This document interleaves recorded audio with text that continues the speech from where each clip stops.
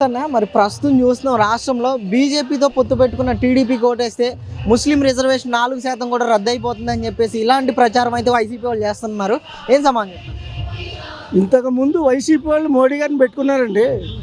మోడీ గారిని పెట్టుకున్న వైసీపీగా చేసిన వాళ్ళు పని మా మైనార్టీకి ఎంత ద్రోహం చేశాడంటే, వీళ్ళు మా ఆడపిల్లలంట 10th క్లాస్ చదువుకుని ఉండాలంట. ఏది పెళ్ళికి ఇవ్వటానికి పెళ్లి కొడుకు పెళ్లి కూతురు కూడా చదువుకుని ఉండాలంట. అంటే ఇచ్చి దానికి మా పిల్లల్ని కూడా రోడ్డు ఎక్కించి మేము చదివించుకోవాలన్నమాట. ఇచ్చి 10,000 ఇచ్చి దానికి మా చంద్రబాబు గారు అలా చేయలే.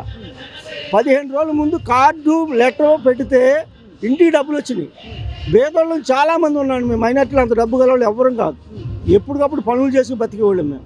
కానీ ఈయన గారు వచ్చిన తర్వాత మా మైనార్టీలకు అన్నీ చదువు విషయంలో కానీ మక్కా వెళ్ళటం విషయంలో కానీ అతని ఉద్దేశం టోటల్ ఏంటంటే మైనార్టీ ఎదగకూడదు, సర్వనాశనం అవ్వాలి వీళ్ళు అన్న ఉద్దేశంతో ప్లాన్ చేసి ఫస్ట్దే పథకాల మీద పెట్టింది మమ్మల్ని పాతాళలోకన దొక్కాడు.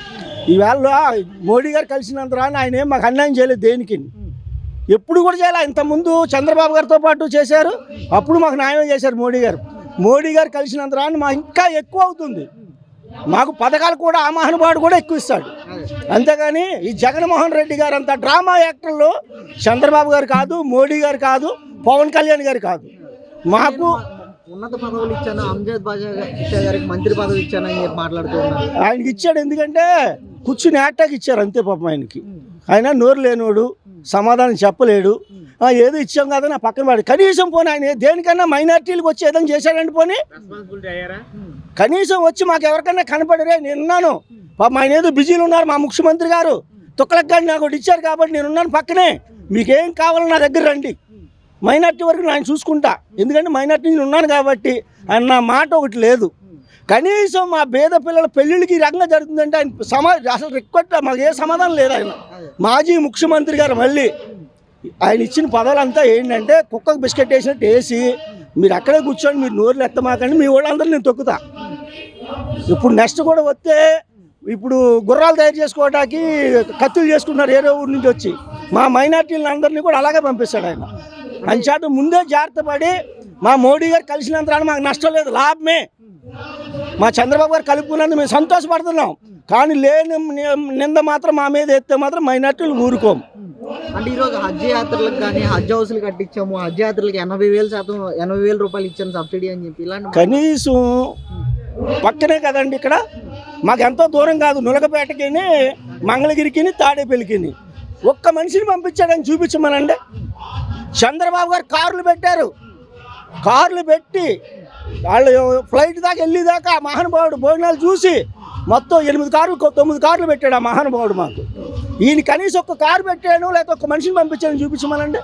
మళ్ళీ అంటే సర్టిఫికెట్ కావాలంటే దానికి కూడా సర్టిఫికెట్లు కావాలా? మక్కాకి వెళ్ళేది ఈయన కూడా చర్చికి వెళ్తున్నాడు. మరి చర్చికి కూడా పెద్దది ఉంది ఈయనకి కూడా, అక్కడ కూడా సర్టిఫికెట్లు తీసుకుని వెళ్తున్నాడా? టోటల్గా మైనార్టీ వాళ్ళని తొక్కడానికి ప్లాన్ చేశాడండి.